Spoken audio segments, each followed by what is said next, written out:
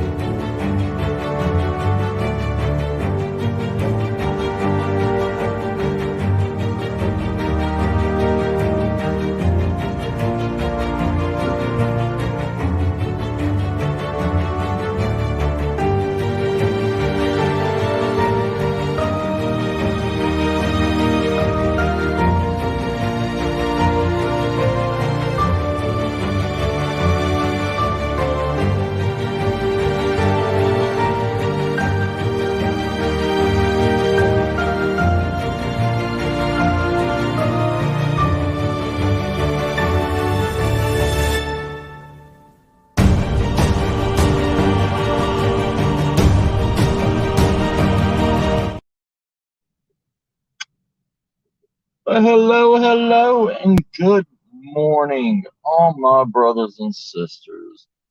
Jake Smith, my brother. Anthony from Unidentified S4, thank you, brother. Thank you, Danger Dale, for coming in here. How you doing, Queen? How you doing, sister? How you doing, John? So, before we start anything, since Anthony, my brother's here, Anthony, I was in a used bookstore and I came across this. A History of UFO Crashes. And I'm thinking about sending it to you. I was going to read it and everything first, but it's got a few, a few good cases and stuff in it. It's got, Roswell, New Mexico crash. It's got the plains of San Augustine in New Mexico. It's got Kingman, Arizona. It's got Ubatuba, Brazil. It's also got the Las Vegas crash. It also has Kecksburg, Pennsylvania, the Majestic 12, quote unquote, hoax. It's also got the Twining Letters, Project Moon Dust. It has a whole entire UFO crash database, 170 UFO crashes, all the way to 1992. This book came out in 1995, but it's got a whole entire another 170 UFO crashes recorded in it for you. It also has names of the witnesses from a lot of this stuff, so you could probably get them on your that you could probably get in touch with and get on your channel, But yeah, this is this book was made by Kevin D. Randall, the co-author of the UFO crash at Roswell. It says documented proof of UFO visits to Earth. As you can see on the back of it, gives you, hey Ron, how you doing, brother? Hey Sonny. And even in the back of it, it shows like pictures and everything of like institutions and stuff like that. But yeah, after I read it and everything, you know, if you'd like it, Anthony, you know, because I'm going to try to send that survival kit out to you again. I don't know why, but it seems like New York laws about sending pieced, like individually made survival kits to people in New York City is like looks like a homemade terrorist package because like I received the package back from New Jersey, and they they took out a few of my items and everything that was considered questionable and resent it back to me. So the water purification straw and I believe the bandanas are gone out of it.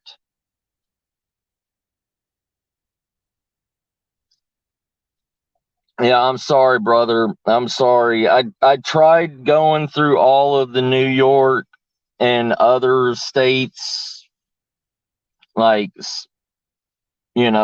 regulations and everything trying to get to you, but you know,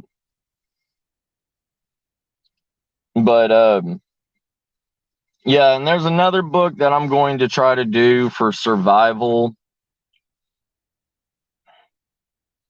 in the apocalypse and everything. There's not going to be that much medical stuff. There's not going to be that many people with medicines, or we're going to start running out of medicines if we can't produce it. So I picked up this book. This book was written in 19 this book was written in 1918.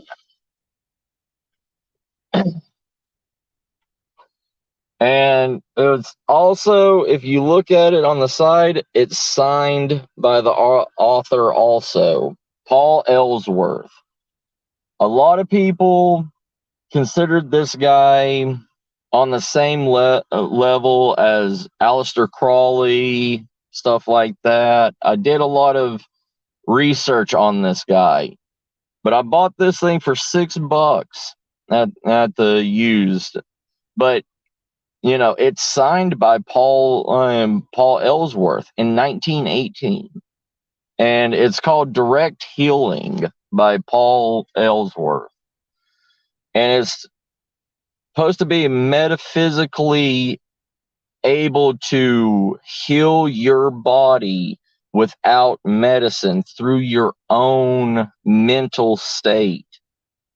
Because he says there is a portion of your brain that activates when you get injured, for natural healing processes, stuff like that.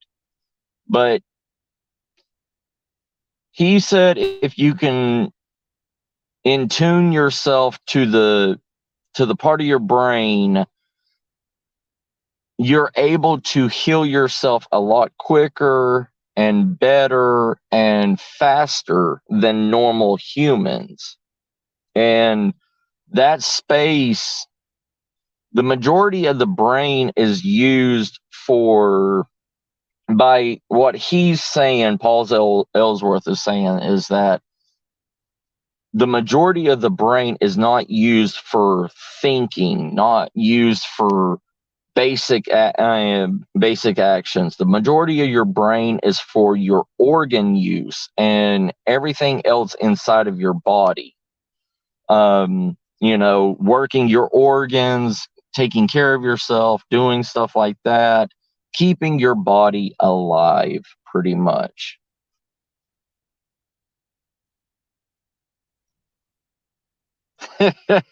Ron. But yeah,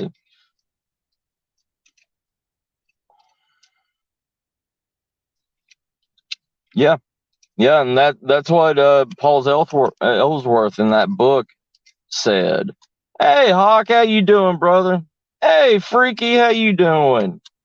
But yeah, Ellsworth, not only was he a famous psychiatrist, he was also a medical, he was at that time, what is it called? Apothecary. He was an apothecary. He used natural healing herbs and everything and made pretty much he started the organic mindset of healing yourself naturally with what Mother Nature and what we were made to take. Because all this man made stuff literally is killing people. But yeah, I'm I'm working third shifts now, so I'm doing good morning survival now, and you know, but good morning survival isn't just survival. There's alternative means and everything like that that we're going to have to learn how to use in an apocalyptic situation. I mean, just like my brother, unidentified S4, my brother Anthony, they had a thing yesterday about what would happen if an asteroid did hit the Earth. And, we believe underground would be the way to go. But the thing is with underground living, you have to be able to regulate airflow underground. If you're not able to regulate airflow underground, because there is more poisonous gases and everything underground than there is in outside. And with a meteorite hitting the Earth, not only is it going to pollute the whole entire air, because when that crashes, it's going to throw a dust storm up for almost 1,000 years. The dust storm hits first. That's what creates the ice age. That's what creates the black, what they call the everlasting darkness. The everlasting darkness is literally will block out the sun. That's why we will not be able to heat the planet if something like that happens. All crops will die. The planet will start losing temperature slowly, slowly, slowly, slowly. Then the darkness. The darkness will pretty much be like Alaska and everything during like the 3 months that they have pitch darkness.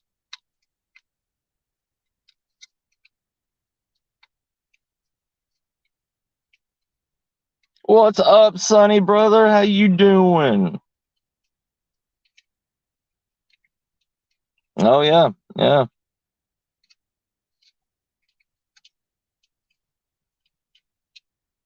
We won't. That's the thing, Jake. Because sorry, the government has an emergency plan only for themselves, only for heads of the government. They also, good morning, brother.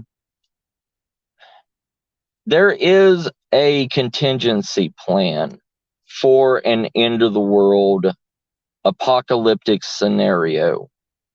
And what it is, just like what they're planning with the moon and everything, like what you were talking about, like the sperm bank and everything like that. The thing is, they don't want the average Joe. They don't want me. They don't want, Ron. They don't want Sonny. They don't want anybody else.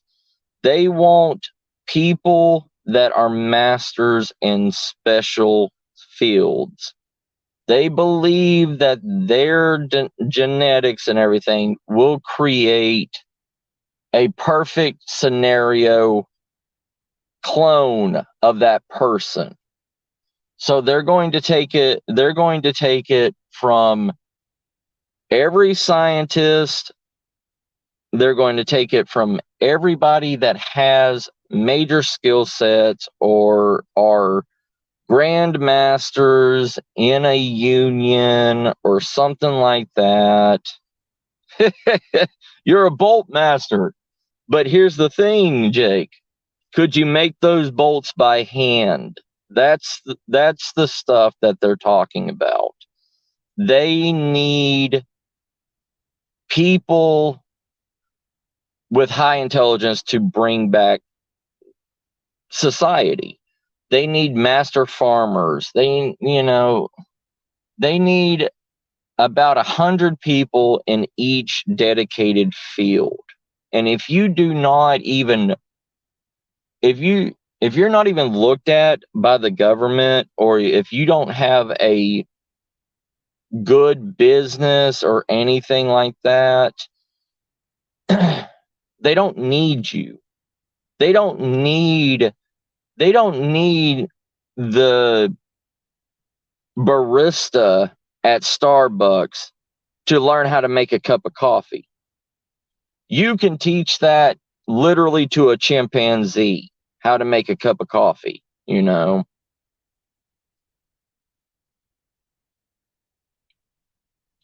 See, that's one of the things. The mountains will collapse, from the ruptures and the impact itself. There literally is no salvation. There is no saving yourself in a world apocalyptic or a world destruction scenario. I know Ron was talking about that multi-million-dollar bunker system, and y'all were talking about the area that you can buy and you can live for a good 5 years in a bunker system. How you doing, Carol Sis? But in truth, here's the thing.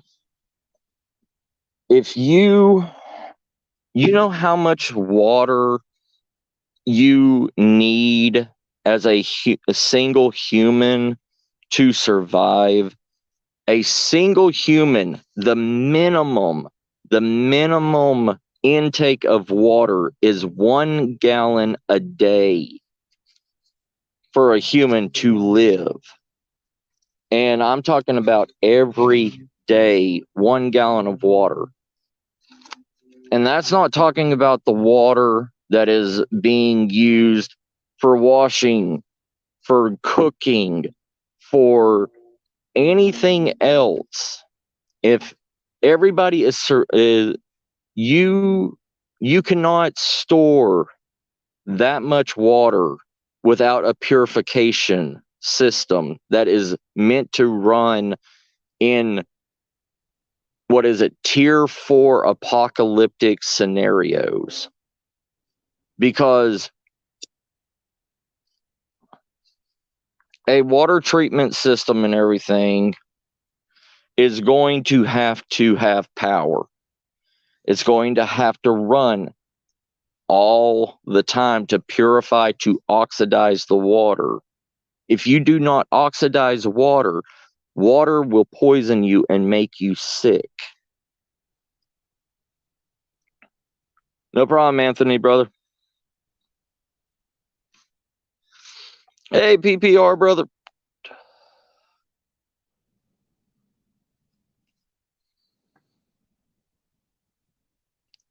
That's one of the scenarios that a lot of survival situations happen, freaky, like tornadoes and stuff like that.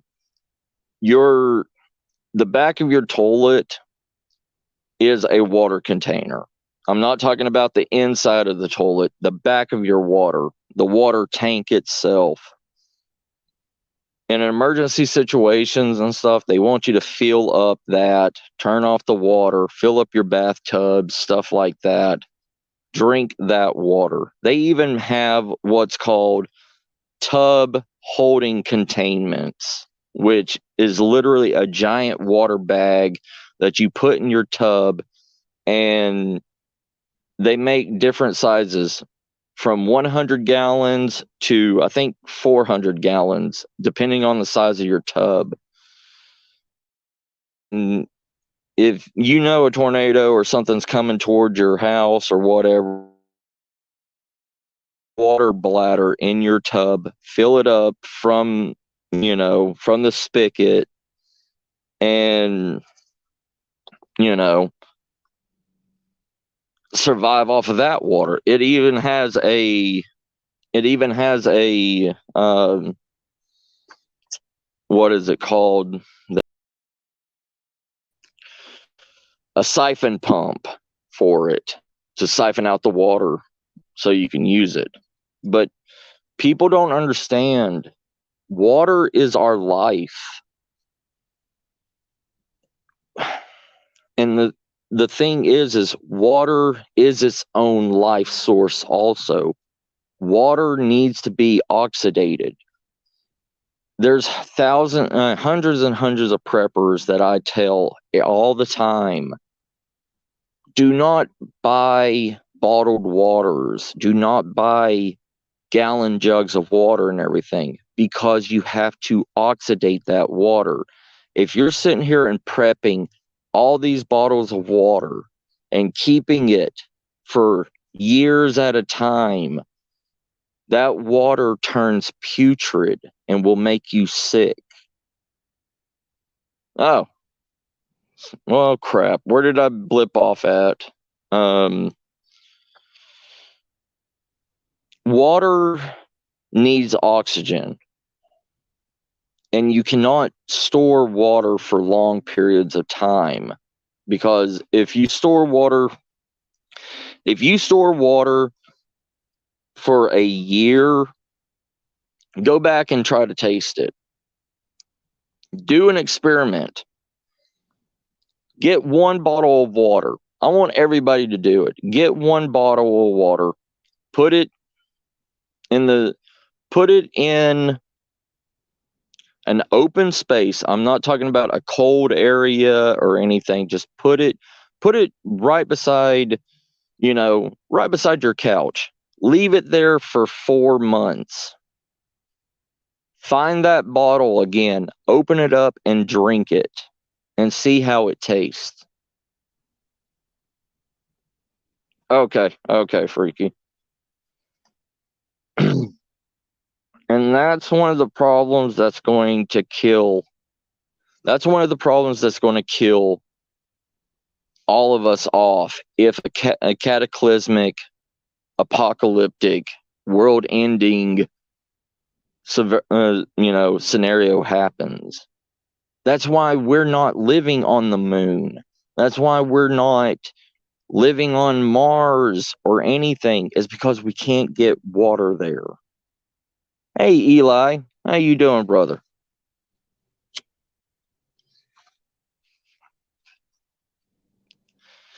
Even with today's technology and everything, it takes what? 2 months, 3 months to get water and to get a rocket to the moon.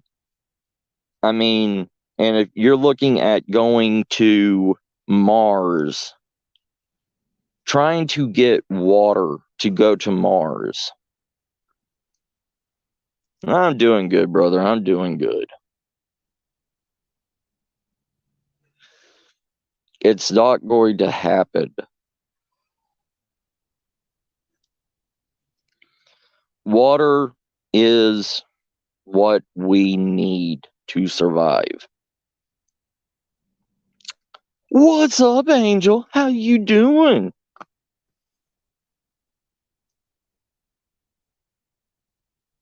Yeah, that's the thing. If you can't drink the water, You can use that bad water for other things. I mean, even if it deoxidizes, and it becomes stagnant water, because that's what happens. It becomes stagnant. It doesn't have oxygen flowing into the water. Once it becomes stagnant, you can give it to plants and everything. It's not going to be as effective as fresh water, but plants can handle it. Animals, us, we can't. If you give stagnant water to a animal, that animal is going to walk away from it because that animal is smarter than we are. What's up, Ghost? You walked in too late, Ghost. I was talking about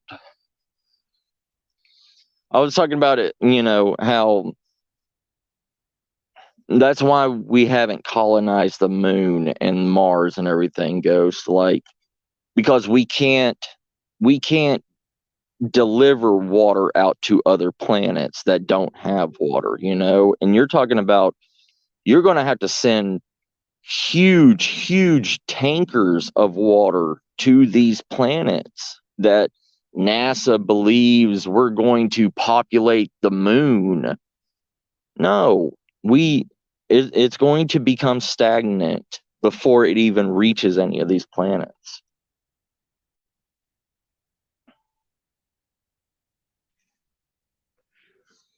It's also bedazzled. Look at that, Ghost. Oh, thank you, Eli, brother. How you doing, Ghost, brother? But in reality, we're never getting off this rock. We're never going to be able to get off this rock. And with the asteroid that's supposedly whirling its way towards us, that's going to be end of the world, it's going to kill us all. There is no saving ourselves. I know. I knew you'd like that. I knew you'd like the bedazzledness. But there is no saving ourselves if an asteroid hits us the size that they say it is. If an asteroid the size of, half the size of Texas is flying towards us, I mean, the so-called meteorite that killed off the dinosaurs was like the size of, New Jersey or Maine, and it destroyed, it killed off the dinosaurs and put us into the ice age. No, the rich won't even survive, Eli. That's the thing I'm saying. They're going to live a little bit longer than us, but even during World War II, even during the 60s with the nukes, during the 80s with the nuclear threats and everything, 90% of those underground bunkers that were made fail. They do not have the adequate air circulation going into any of those bunkers. Even with today's standards and everything, we still have to draw air from the outside in. We can't create our own air unless you're in, you got oxygen tanks or something like that. But even then, you're breathing an oxygen tank for how long? And even when those respirator air breathers, they still have to run on electricity. How are you going to put electricity in something that can't run electricity? You can't put solar out. You can't put, a hydroelectric, generator underground. There's too many flaws in that idea of, oh, let's just live underground.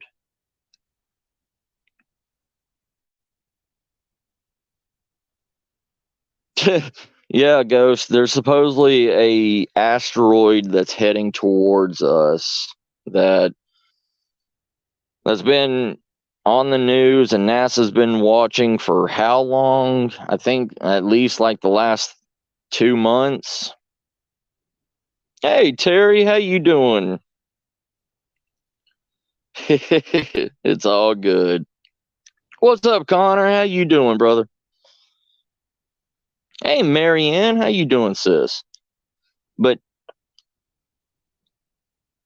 if here's the thing, there's a quote that's been around forever. We are 3 meals away from anarchy. Every human being in the world is 3 meals away from anarchy. And it's true. I mean, look what happened to Venezuela when Venezuela had their money, when their currency plummeted and went to nothing. I mean, those people were literally selling their family jewels, their gold. People were prostituting their children, prostituting their wives out just so they can eat. Y'all don't understand the true picture of humans. Humans will do anything for their own self-worth. Think of that 80-year-old sweet grandmother that lives beside you and everything, that will give you any kind of food or whatever. When she's starving, that grandmother is the first one to pull out a butcher knife and kill you. Why do you think in old grim fairy tales they always had an old woman in the woods that would kill children? And they always made old women a villain, because the older they are, the more respect and sympathy that you give to the old. So they take advantage of that.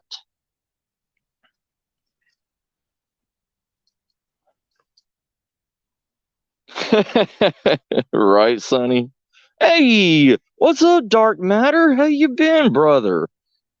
Oh, it's been forever. Everybody say hello to Dark Matter. He was one of my, before I even got into YouTube really big, Dark Matter is was one of the first guys that I ever knew.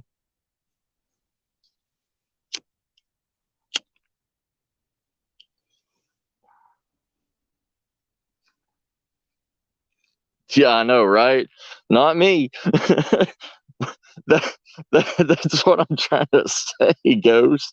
Like, I don't trust anybody in the apocalypse. I don't trust anybody in a world fearing scenario.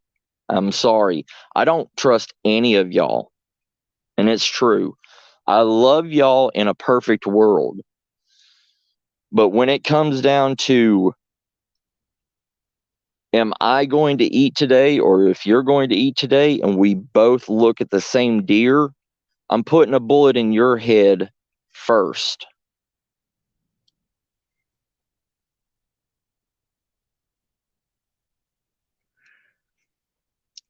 Oh, yeah, Dark.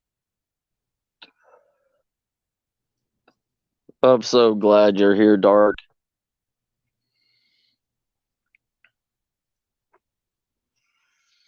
But it's true. I mean, it doesn't matter. It doesn't matter what scenario. It doesn't matter how rural you live.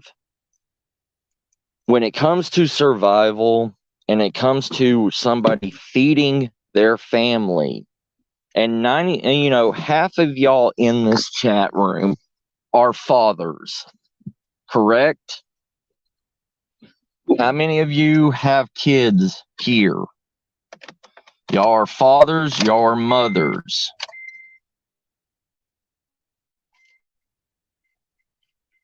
No. Well, here's the thing, Terry. Like I said yesterday, vegetables, any vegetables, your body takes more calories and uses more calories to eat and digest vegetables than you get in return. Unless you have nut bearing trees, fruit bearing trees, and you have actual potatoes and high dense calorie vegetables, you trying to forage around for a little bit of wild asparagus or celery or dandelions or anything like that, you're going to starve. Even vegans are going to turn to meat.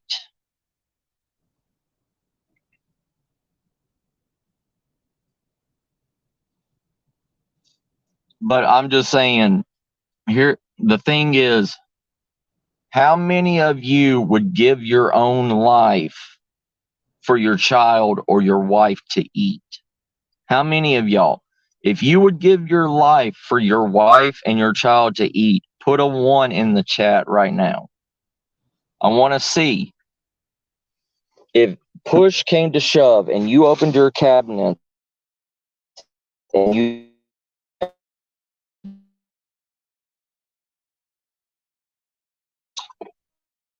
food and there was nothing on the shelf, what would you do?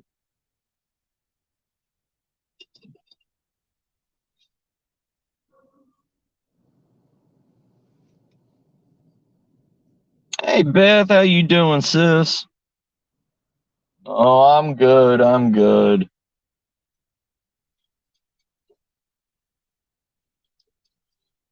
Right, right, Freaky. But the thing is your body can only last so long by eating very little, especially if you have health problems. There's so many people in this world now that has diabetes, that has,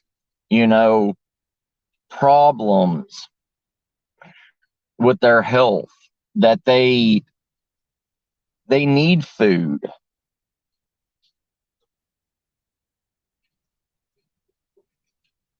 Right, Dark? Yeah. And that's the thing. You can't look at that situation. Most people act differently in a perfect scenario. We all believe we are superior. We all believe we are a one person army. We are a lone wolf. We're, freaking John Rambo, you know. But the thing is, we're not. We pretend that. We build up our self-confidence. But in true survival, you find out what you truly are. When push comes to shove, like Venezuela, even pure-hearted Christians were prostituting their children and their wives so they could eat. Prostituting them for food. They were stealing, they were killing. So I don't want to, I'm sorry. It's the same thing as the wily redneck, shooting his mouth saying, all I need is a knife on my side and I can go into the woods and survive forever. That's BS.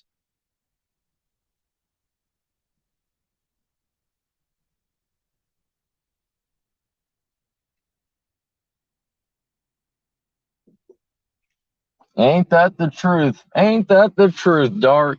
Possum stew, raccoon, you know, even turtle soup. You just got to be careful with turtles because, if you don't cook it right, you can be infested with worms, you know.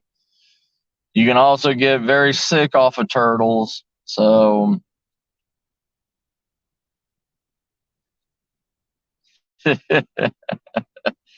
you say that, Beth, but I'll tell you what, if you didn't know it was possum stew and somebody served you a bowl of beef stew and they said it was beef stew, you would eat it if you're starving. The things you will eat while you're starving. When I was growing up and I was poor and my family couldn't afford food for me, the things I've ate out of a dumpster when I was growing up would make somebody sick. But I did it.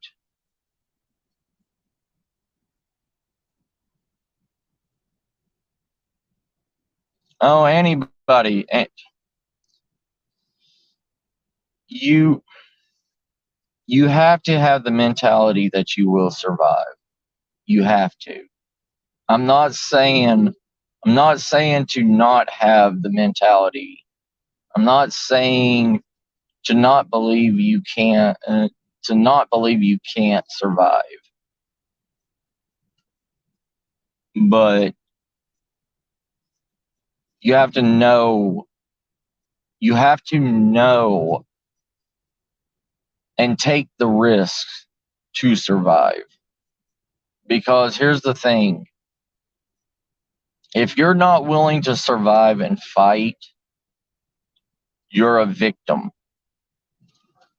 And that means everything that you own, everything that you are, is free game. And I'm not trying to be sexist or anything, but in a true apocalyptic scenario, the end of the world, to rebuild humanity,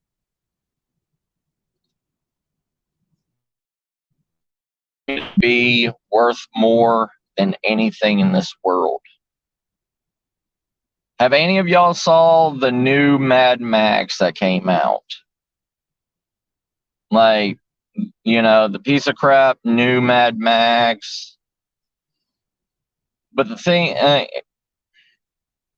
that is that is truly how humans would be. You know, women women are they're needed. They are truly needed for rebuilding humanity. What's up, Chad, brother? What's up? How you doing?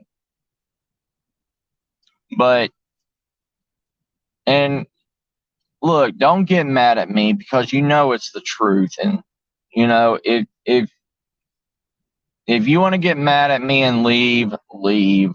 But in a true apocalyptic survival, women, y'all are not going to be treated. Y'all are going to be treated worse than women ever have been in history in an apocalyptic scenario, especially around men.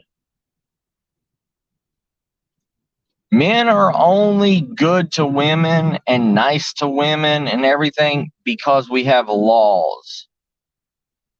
And it's an honest to God fact and truth.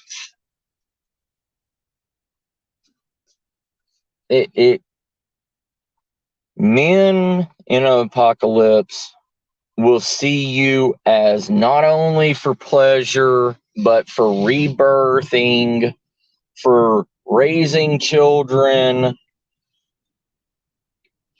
and literally cooking. And that's how it was all the way in the past, too. Women were the gatherers. Yes, a lot of ancient civilizations were hunters and gatherers, but the men were not the ones that did both.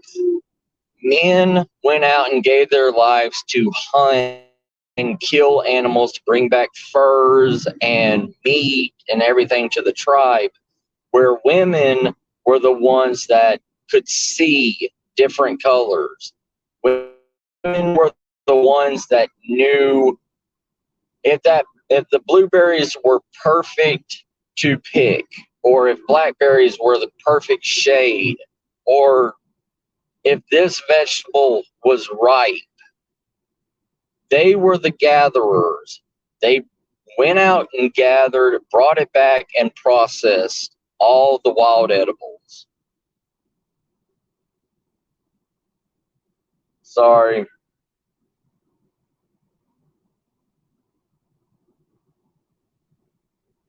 Oh, yeah. Yeah, Dark. That's true. There is.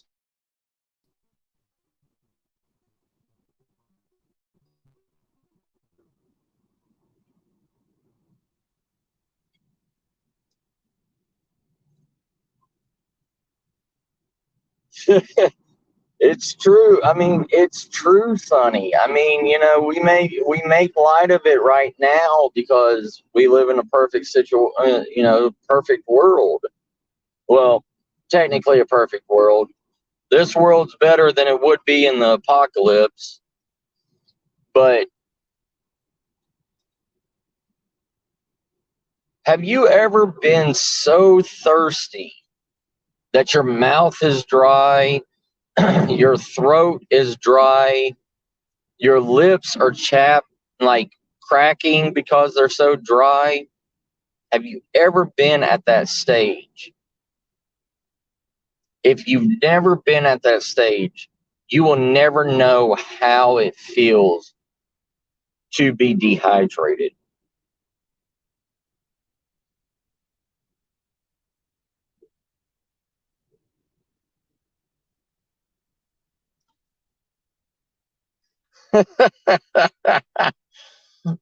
Oh, Marianne. And you know, the world the world is only the way it is because of all the laws that we've created. And in a time of anarchy, in a time of fear, in a time of you don't know what's going to happen, there is no laws. Because here's the thing, if the apocalypse happens tomorrow, if that meteor is coming straight for Earth and is going to crash into Earth, you really think the police and the military and everything are going to be at the ready to stop the rioters and everything? Hell no. They are going to be at home protecting their families, unless they're in another country. But in the reality and the truth of the matter, they're not going to be around. They are not going to. Your everyday Joe Blow sheriff, he ain't going to be out patrolling the streets. So Walmart's a whole entire free game. And you and about 5,000 other people are going to be in Walmart. So the thing is, you have to plan where you're going to go when you go stealing on your on your stealing spree. To go get food, go get whatever you need, another toilet paper epidemic. Because y'all saw on the news how people were acting just during the epidemic just 2 years ago.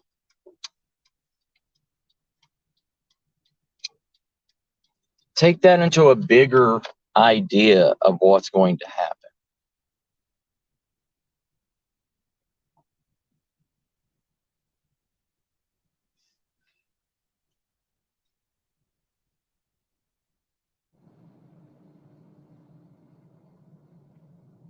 Yeah, Dark. Yeah.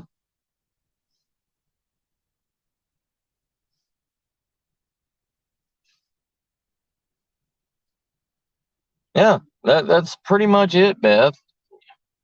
You know how many people in prisons, in war camps, and everything, even on sailing ships.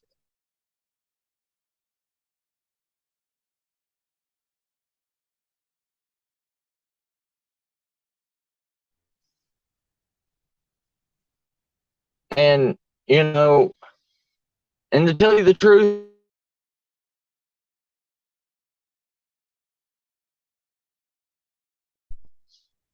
it,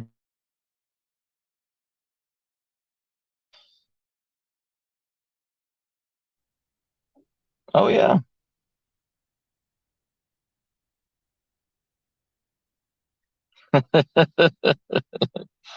Oh, boss is sick.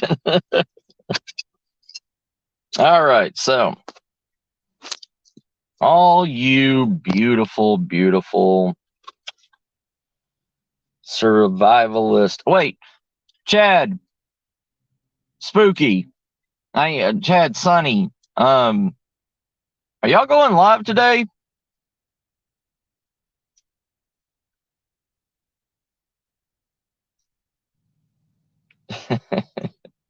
Just call it, just call it whatever, right? Don't call it rat casserole, and you'll be okay.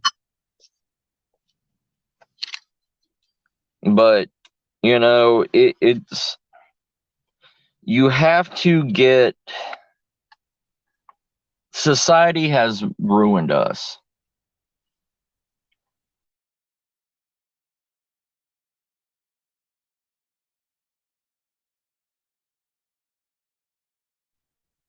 Oh shit! In 8 minutes, you've already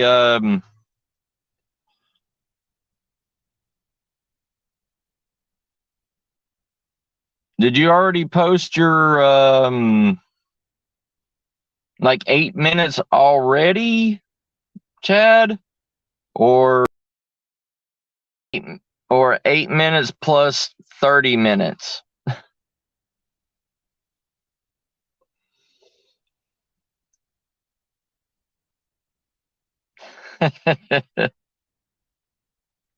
Oh, did you post it last night? Because I didn't get it. Okay.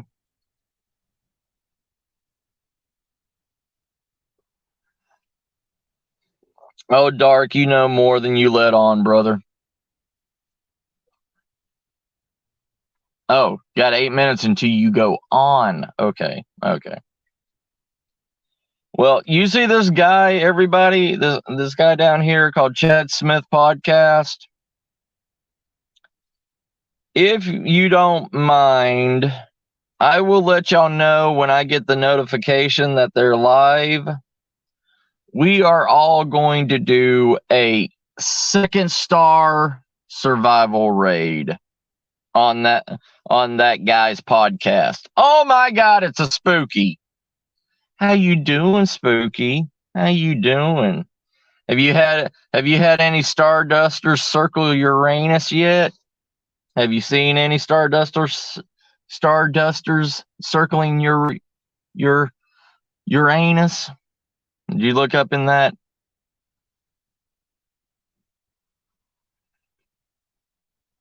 But in the reality of true survival, there is no perfect scenario.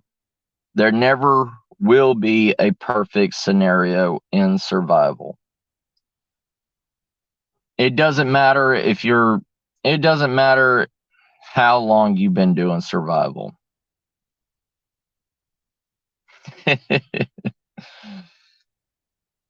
But it's true. And you have to look away from the perfect scenario, because in reality humans only care about themselves. Yes, yes. Stardust and Uranus. Thank you, Sonny brother. Thank you for posting that. That link right down there.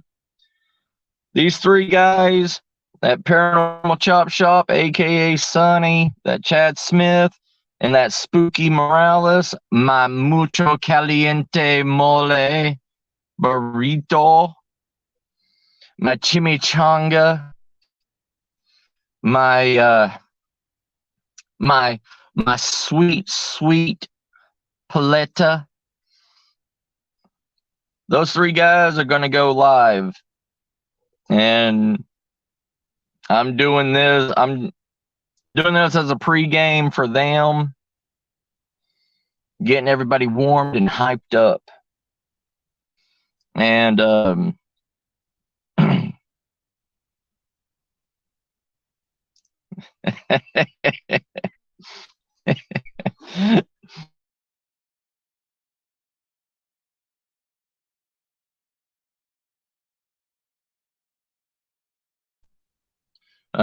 I'm back. So if you go over to Chad Smith podcast, you can see my Star Duster on their show.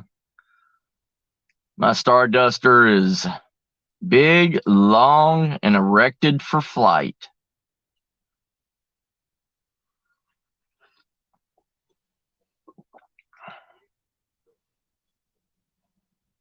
Yes. But in reality of survival, look at the past survival events that has happened to countries. Look at Venezuela. Look at everything else.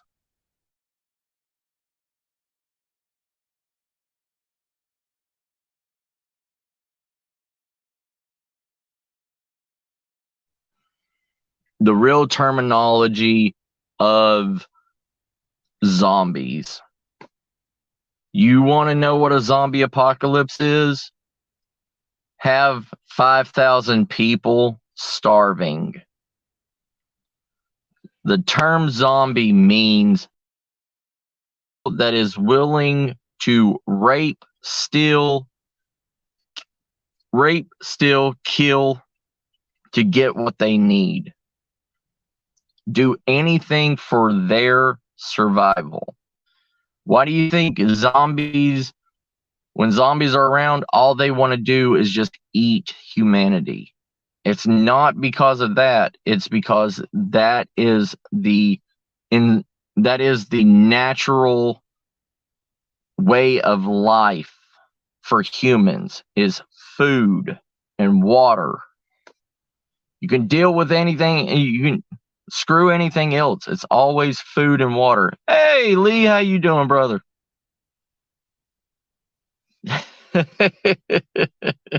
Oh, trust me, my brother Dark, he's got just as dirty of a mind as any of us. But it's true. It's true. Anybody will do anything for them to live. And humans actually are the zombies. It's not some undead crawling up out of the ground wanting brains. It's the reaction humans do. They will turn on each other in a heartbeat. And always remember, the world is only 3 meals away from anarchy. If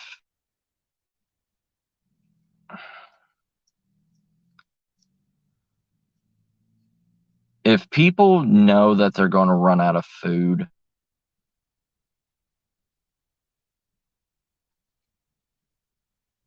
I hope she feels better, Beth.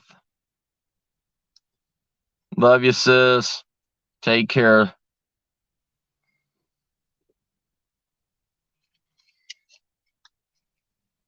But